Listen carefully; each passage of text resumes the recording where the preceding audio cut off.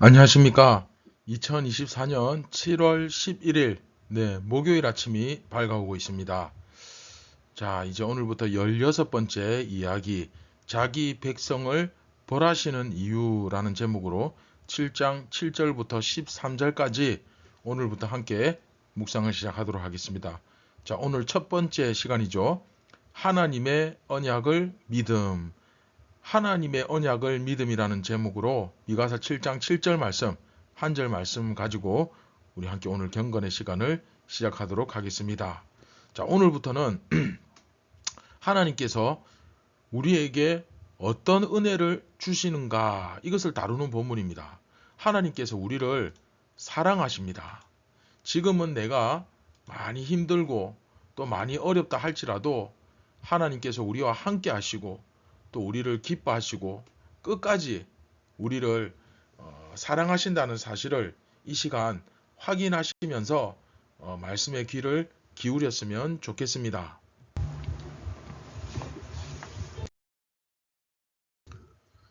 네, 우리는 미가서 3부 참된 신앙으로 돌아오라. 그쵸? 3부 마지막에 그 회복 부분을 그 2-1이죠. 회복 부분을 지금 우리가 이제 오늘부터 보고 있습니다. 지난 시간까지는 그 심판을 다루는 3부 1이죠.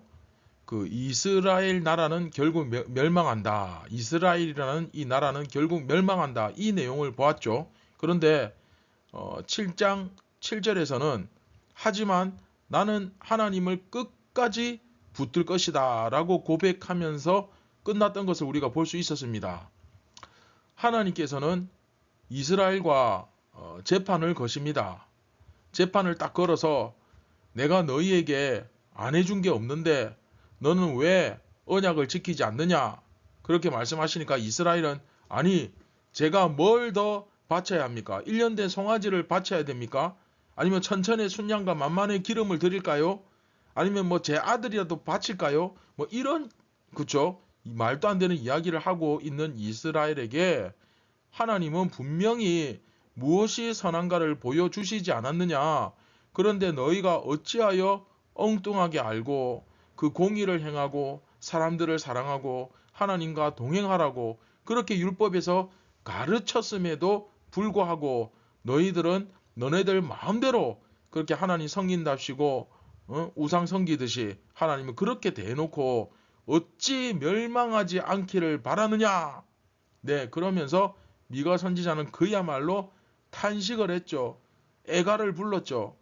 결국에는 자기 집안 식구가 서로에게 원수가 되는 아무도 믿을 수가 없고 아무도 그 가운데서 서로에게 안식을 줄 수 없는 그런 상황이 되었다는 것을 참 가슴 아프게 탄식했던 모습을 우리가 볼 수 있었습니다. 하지만 그럼에도 불구하고 선지자는 어떤 상황에서도 나는 하나님, 딱 하나님만 붙든다. 그렇게 고백했잖아요. 그 고백에 의해서 그러한 의인들에 의해서 이스라엘 하나님의 나라는 반드시 회복될 것이다 라는 노래를 이제 부르기 시작하는 겁니다.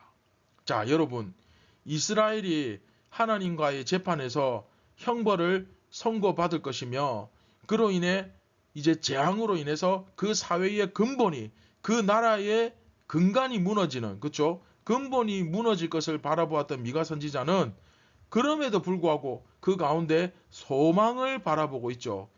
왜 그렇습니까? 왜냐하면 이스라엘에게 임한 재앙은 하나님과 맺은 언약 때문에 주어지는 것이기 때문입니다. 자, 다시 왜 소망을 바라본다고요? 이스라엘에게 임한 이 재앙은 하나님과 맺은 언약 때문에 주어지는 것이기 때문이죠. 하나님은 언약을 지키시기 위해 재앙을 주시지만 또한 언약을 지키시기 때문에 회개하고 돌아오는 자들을 회복시키실 것임을 미가 선지자가 알고 있었기 때문입니다. 이 사실이 우리들에게 매우 중요합니다. 그래서 7절 보시면 자 7절을 함께 읽고 또 묵상을 이어가도록 하겠습니다. 오직 나는 여호와를 우러러보며 나를 구원하시는 하나님을 바라보나니 나의 하나님이 나에게 귀를 기울이시리로다.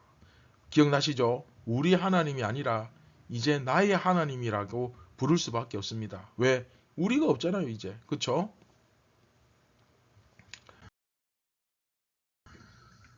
자, 이 7절 지난 시간 했죠?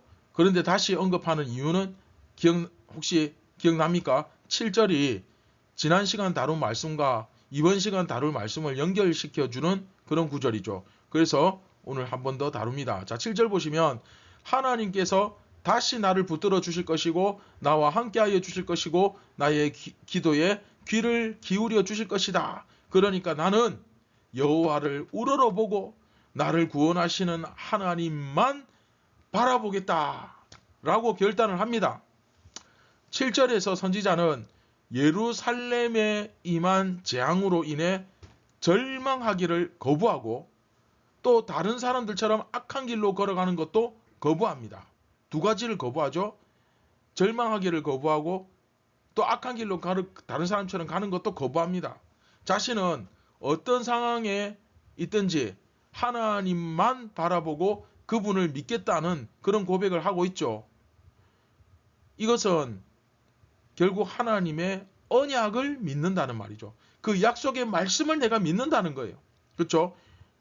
여러분 믿습니까? 아멘 이렇게 하는데 그냥 무조건 아멘 하는 것이 아니라 이 믿음이라고 하는 것은 하나님의 그 약속의 말씀을 내가 믿는다는 거예요. 그렇죠?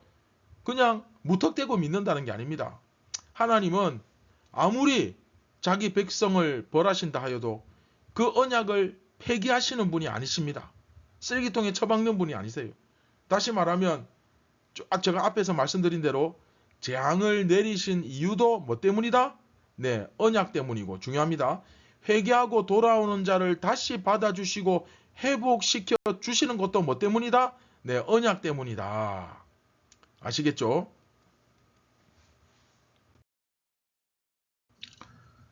자, 따라서 오늘 말씀을 통해 우리가 깨닫는 그 중요한 진리가 무엇입니까? 결국 우리는 신실하신 하나님과의 언약, 그렇죠?